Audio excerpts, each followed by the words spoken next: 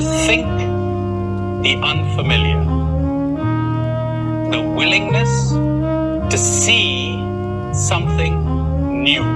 And that's the last thing that most human beings want. They don't want to see anything different from what they've been seeing all along. That's why when Jesus came, he had so much difficulty with his good news. Not only because it was good. People don't like to hear good things. They want to suffer. They want to be miserable, though they don't know it. You read that book, Games People Play, and you'll discover how they're unconsciously wanting to produce their suffering. So they don't like the good part of the good news, but they don't like the new part of the good news. Tell you what I'm going to do during this first program. I'm going to give you something by which you can test yourself. Are you ready to look at things in another way? But a caution in the beginning. Don't take anything that I'm saying because I'm saying it, because it wouldn't do you any good. You've probably swallowed too much from other people, but don't you swallow anything from me. I love those great words of Buddha.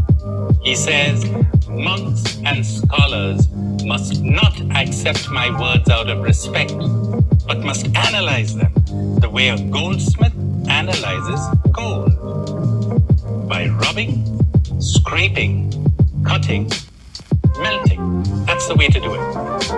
On the one hand, openness, receptivity. On the other hand, the willingness to question, to think for yourself. Otherwise, you will lapse into gullibility, into mental laziness. We don't want that. So here comes the first test. Might be something of a shock to some of you, so get ready. Hold on to those chairs of yours, okay? Are you suffering? Do you have problems? Could it be said of you that you're not enjoying every single minute of your life? Did you enjoy the last 3 hours? Every single minute of those last 3 hours? If the answer is no, if the answer is you are suffering, you are disturbed, you do have problems, there's something wrong with you. Seriously wrong. You're asleep. You're dead. Now, I bet that with most of you, no one has ever told you this. This is natural to have problems. It's human to suffer. I'd better explain that bit about suffering. You know, you could be in pain and suffer, or you could be in pain and not suffer. There's a great master who was asked by his disciples, what did enlightenment bring you? And he says, well, before enlightenment, I used to be depressed. After enlightenment, I continue to be depressed. But there's a big difference. Suffering means to be disturbed by your depression. That's what I mean by suffering, okay?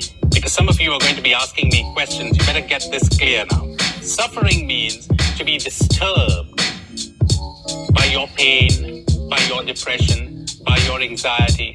It's quite likely that as you embark upon this way of prayer, in the beginning the depressions will continue to come and the anxieties will continue to come. But you know, in the old days, these were like clouds that passed through the sky and you identified yourself with the clouds. Now you're the sky. You're detached from them, but they continue to come and go. Before enlightenment, I used to be depressed. After enlightenment, I continue to be depressed. Well, where do you think suffering comes from?